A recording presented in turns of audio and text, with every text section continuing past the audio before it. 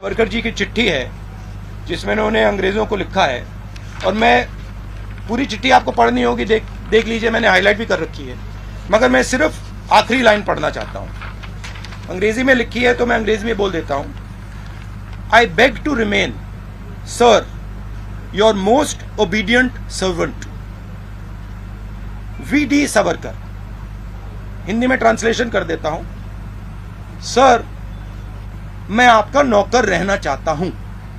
ये मैंने नहीं लिखा, ये सावरकर जी ने लिखा है। तो इसको आप पढ़ लीजिए, देख लीजिए। अगर फडणवीस जी देखना चाहते हैं इसको, वो भी देख लें। तो मैं तो इसमें बहुत क्लियर हूं, सावरकर जी ने अंग्रेजों की मदद की थी। कल अपमान किया है राहुल गांधी ने स्वतंत्र वीर सावरकर का अपमान। 2 जन्म की सजा जिन्हें मिली थी, काला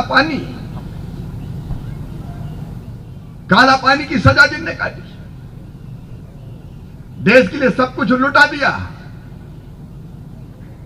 वैसे स्वतंत्र वीर सावरकर का तुम अपमान करते हो। राहुल गांधी, कांग्रेसियों, ये देश तुम्हें कभी माफ नहीं करेगा। महाराष्ट्र में आकर वीर सावरकर के बारे में इस प्रकार से इल्जाम लगाना, सावरकर जी की बदनामी करना, ये न महाराष्ट्र को मंजूर है, न शिवसेना को मंजूर है, हम सबको मंजूर है।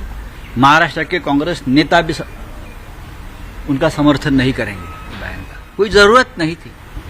भारत जोड़ो यात्रा जिस मकसद से निकली है वो है, ये देश जा रहा है तानाशाही की तरफ।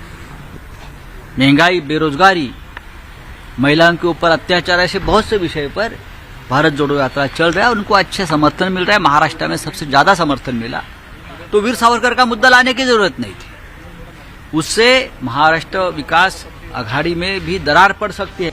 ये बड़ी मूर्खतापूर्ण बात है कि 3 जो लेटर लिखते हैं, जो हमारे लिखने की तरीका होता है, परंपरा होती है, हम हिंदी में भी लिखते हैं आपका कृपाभिलाषी। तो इसका मतलब ये नहीं हुआ ना कि मैं आपसे कोई भीख मांगने आ रहा हूँ या कृपा मांगने आ रहा हूँ। तो लिखने का तरीका होता है। तो वो बड़ी बड़ी बचकानी हरकत की कल उन्होंने। आज़ादी की लड़ाई में बहुत सारे लोग जेल गए और जेल की यात्राएं की। लोकमान्य बाल गंगाधर तिलक मंडले जेल में 6 साल रहे, उन्होंने माफ़ी मांगी नहीं। सरदार भगत सिंह को फांसी हो गई, उन्होंने माफ़ी नहीं मांगी। आज बटुक महाराज के आज उसको हम स्मरण कर रहे हैं, उन्होंने माफ़ी नहीं मांगी।